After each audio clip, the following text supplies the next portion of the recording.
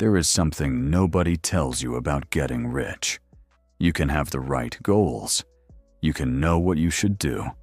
You can have a good idea. You can even know exactly what your next financial move should be, and still fail to do it.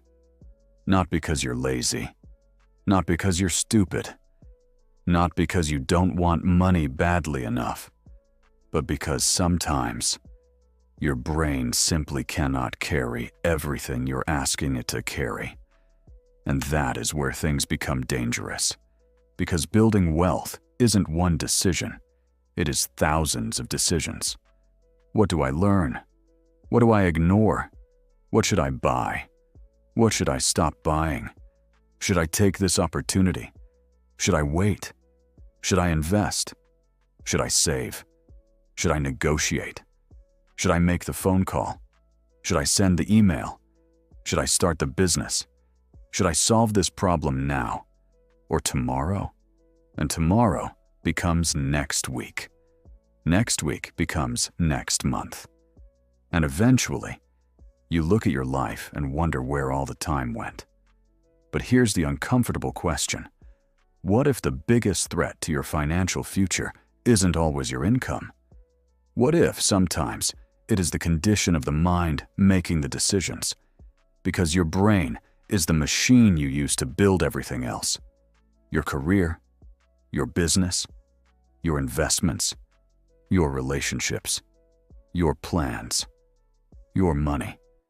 And if that machine is constantly exhausted, constantly distracted, constantly stressed, constantly overloaded, then something happens.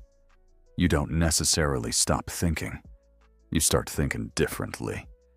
And that difference can become expensive. Imagine you have one important financial task.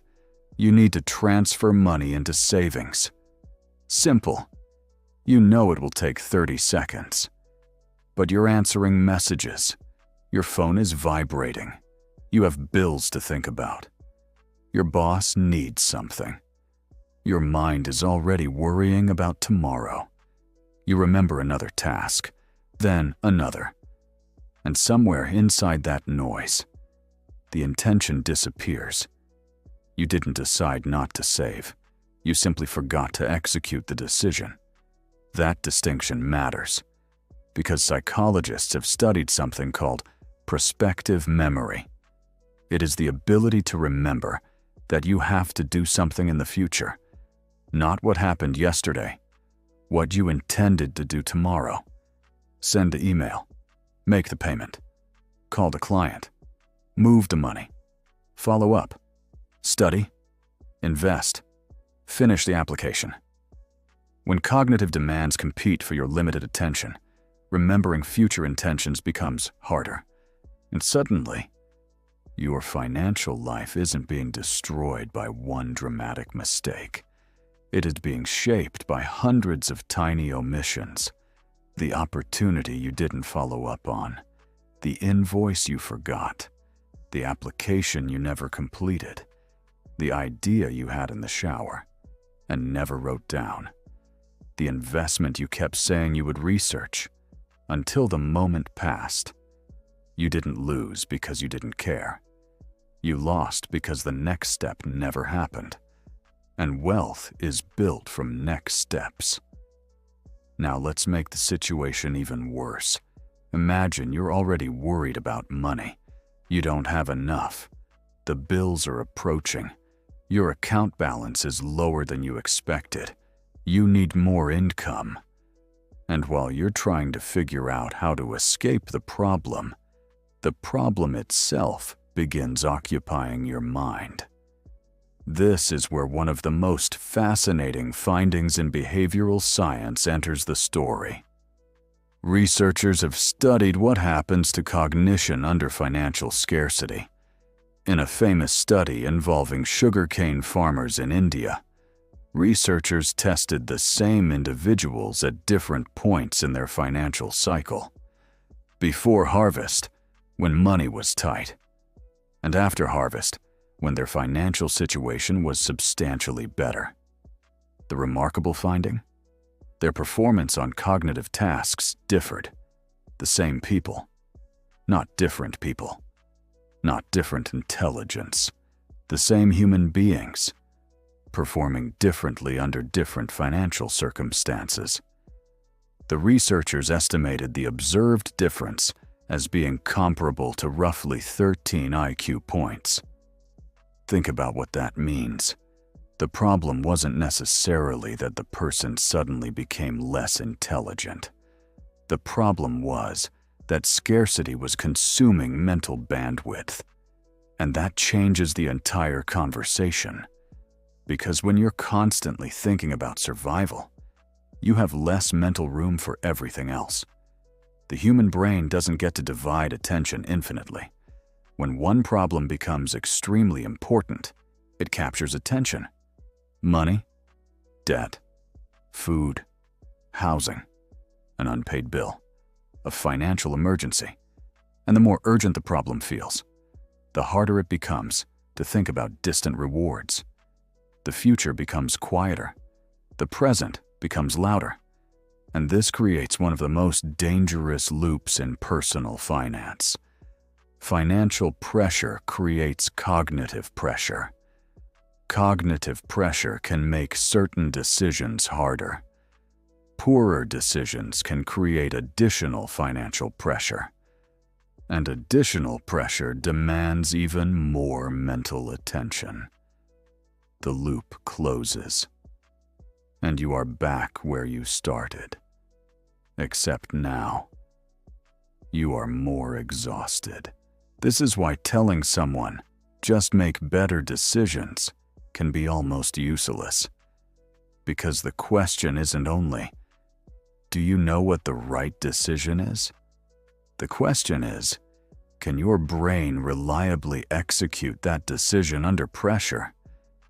Those are two completely different problems. You can understand compound interest and still spend impulsively. You can know you should save and still fail to automate it. You can understand investing and still panic when markets fall. You can know that sleep matters and still make an important financial decision at 2 in the morning. Knowledge is not execution, and execution requires cognitive resources. There is another experiment that makes this painfully obvious. Researchers asked people to remember numbers while making a consumer choice. One group had a relatively simple number to remember. Another group had a much more demanding number. Then they were offered a choice between something immediately pleasurable and something healthier. The people under greater cognitive load were more likely to choose the immediate reward. Think about the implication. The choice wasn't happening in a vacuum. The person's cognitive state changed the decision. When the mind was occupied, immediate reward became harder to resist. Now move that experiment from a laboratory into real life. You have had a terrible day. You're exhausted. Your phone hasn't stopped buzzing. You have 10 things unfinished. You're worried about money. You haven't eaten properly. And then you see something you want. You don't necessarily think, I'm going to make a financially irrational decision. Your brain simply says, I want relief. That is the danger. Sometimes spending isn't about the object. It is about escaping the feeling. And when the executive systems responsible for long-term control are under pressure, the immediate reward becomes louder. Now add sleep deprivation. This is where the story becomes even darker. Your brain doesn't stop working when you're tired. It changes how it evaluates things. Research using brain imaging has found that sleep deprivation can alter the neural mechanisms involved in economic decision-making. In one study, sleep-deprived participants showed a bias toward greater risk-taking, alongside changes in brain activity associated with anticipating gains and losses. So imagine this. You have a financial decision tomorrow, an investment, a negotiation, a business problem, a major purchase. You tell yourself, I'll just push through. But the question isn't whether you can physically remain awake. The question is, who is making the decision when your brain is exhausted? Because a tired mind can evaluate reward and risk differently. One night won't magically bankrupt you, but repeated cognitive impairment, repeated impulsive choices, repeated poor judgment, repeated failures to plan can accumulate. And that's the word I want you to remember. Accumulate. Wealth accumulates. So do mistakes. And then there is attention. You probably believe that if something important happens directly in front of you, you will notice it. You won't always. In one of the most famous demonstrations in psychology, participants were asked to concentrate on a demanding visual task. Something unexpected happened directly in front of them, and many people completely failed to notice it. The famous invisible gorilla experiment demonstrated something uncomfortable. Seeing is not the same as noticing. Your eyes can receive information, while your conscious attention misses it. Now think about your financial life. How many opportunities have you actually missed because they weren't valuable? And how many did you miss because your attention was somewhere else? A useful person you didn't follow up with, a skill you ignored, a business problem hiding inside customer complaints, a market change you dismissed, a piece of information that could have changed your strategy, a solution sitting inside a problem you were too mentally exhausted to examine. The opportunity may not have disappeared. Your attention may simply have been occupied. And this is where modern life becomes particularly dangerous. Your brain is constantly being asked to switch. Message, email, notification, video, news, comment, advertisement, meeting, task, another notification, another tab, another thought. You call it multitasking. Your brain experiences it as repeated switching between competing demands. And switching has a cost. Because every time your attention moves, something else is temporarily pushed out. Now imagine trying to build wealth while living like this. You don't have a lack of information. You have too much. You don't have a lack of advice. You have thousands of opinions. You don't have a lack of opportunities. You have difficulty determining which ones deserve attention. And this is one of the great psychological paradoxes of the modern world. Information has become abundant, while attention has become scarce. You can spend 10 hours consuming information about making money and still accomplish nothing that actually changes your financial position. You watched, you learned, you saved videos, you took notes, you researched, you compared, you planned, but you didn't execute. And your brain gives you a strange reward for all of this. It makes you feel productive without necessarily producing anything. That is a trap. But there's an even deeper problem. Stress doesn't only affect what you decide, it can affect how you decide. Under prolonged stress, the brain can become more dependent on familiar patterns and habitual responses. That makes sense from a survival perspective. When the environment feels threatening, your brain doesn't necessarily want an elaborate 5-year strategy. It wants something that works now. Something familiar. Something immediate. Something predictable. And this is useful when you need to survive a threat. But building wealth is different. Building wealth often requires doing something unfamiliar, learning something difficult, waiting, experimenting, taking calculated risks, changing strategy, admitting you're wrong, solving problems you have never seen before, and sometimes walking away from the reward that feels good today. That's why the psychology of money is never just about money. It is about behavior, emotion, attention, memory, risk, fear, status, scarcity, self-control, and the stories you have learned about what money means. There's another behavior that should make you uncomfortable. When markets fall, people don't always want more information. Sometimes they want less. Research into what has been called the ostrich effect found that investors may check their portfolios less frequently when markets are declining than when they are rising.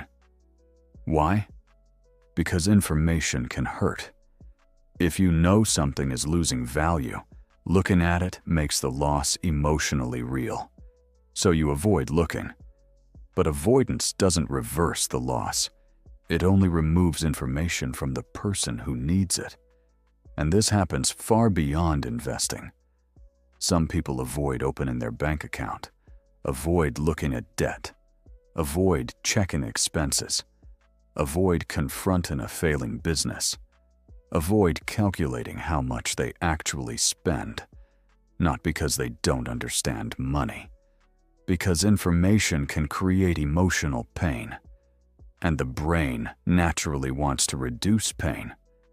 But what feels psychologically comfortable today can become financially expensive tomorrow.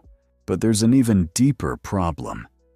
Stress doesn't only affect what you decide, it can affect how you decide. Under prolonged stress, the brain can become more dependent on familiar patterns and habitual responses. That makes sense from a survival perspective. When the environment feels threatening, your brain doesn't necessarily want an elaborate 5-year strategy. It wants something that works now, something familiar, something immediate, something predictable. And this is useful when you need to survive a threat. But building wealth is different. Building wealth often requires doing something unfamiliar, learning something difficult, waiting, experimenting, taking calculated risks, changing strategy, admitting you're wrong, solving problems you have never seen before, and sometimes walking away from the reward that feels good today. That's why the psychology of money is never just about money. It is about behavior, emotion, attention, memory, risk, fear, status, scarcity, self-control, and the stories you have learned about what money means. There is another behavior that should make you uncomfortable. When markets fall, people don't always want more information. Sometimes they want less. Research into what has been called the ostrich effect found that investors may check their portfolios less frequently when markets are declining than when they are rising. Why? Because information can hurt. If you know something is losing value, looking at it makes the loss emotionally real. So you avoid looking. But avoidance doesn't reverse the loss. It only removes information from the person who needs it. And this happens far beyond investing. Some people avoid opening their bank account, avoid looking at debt, avoid checking expenses, avoid confronting a failing business, avoid calculating how much they actually spend. Not because they don't understand money, because information can create emotional pain, and the brain naturally wants to reduce pain. But what feels psychologically comfortable today can become financially expensive tomorrow. So what should you do? Not become a machine. Not try to become perfectly disciplined. Not pretend that stress doesn't affect you. And definitely not blame yourself for every cognitive limitation your brain has.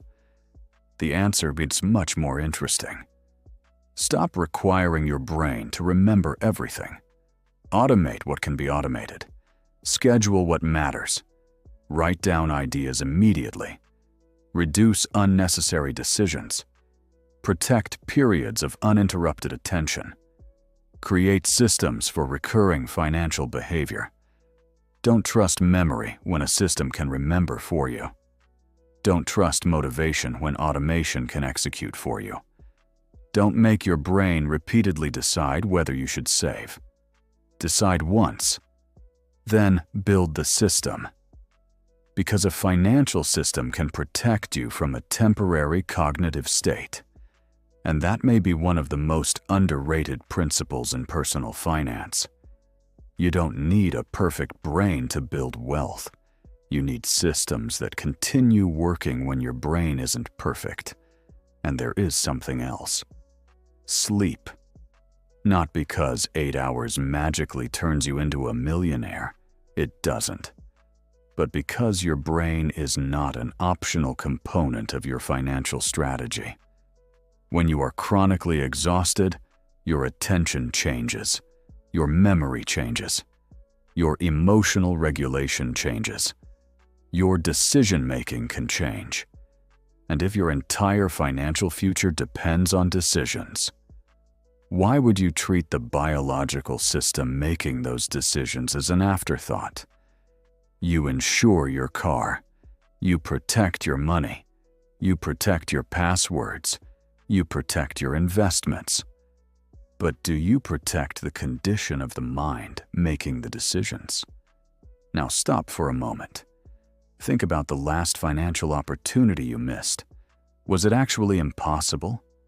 Or were you distracted? Think about the last decision you regret. Was the information unavailable? Or were you exhausted? Think about the goal you keep postponing. Do you really lack ambition? Or have you never built a system capable of protecting the goal from your daily cognitive chaos? And think about the money you keep losing in tiny ways. Late payments, impulse purchases, forgotten subscriptions, missed opportunities, unfinished plans, avoided decisions, poor timing, emotional spending. These things look unrelated, but perhaps they share something. They all require attention. And attention is finite. This is the part I want you to understand. Your brain is not your enemy. It is not broken. It is not designed to make you poor.